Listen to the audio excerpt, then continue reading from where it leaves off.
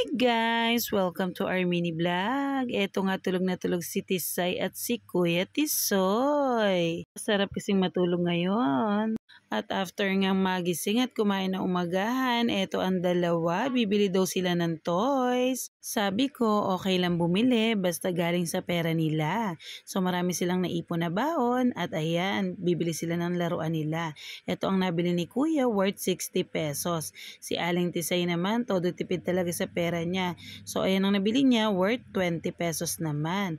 Ayan, tinatry niya nga kumulay nung umpisa, ayaw. At ayan nga, umuulan na naman. Ang sarap-sarap matulog niya. At ito ang ating lunch. Meron tayong calamares, sukan sausawan at saka crab and corn soup. After that, meron tayong practice. Ayan ang mga kasamahan ni Kuya Tisoy.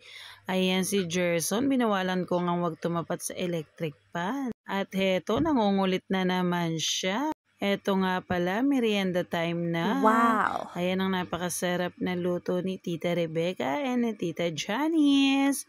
Ayan, nagkakain na ang mga kiddos. Si Aling Tisay nangihingi nga ng water dyan.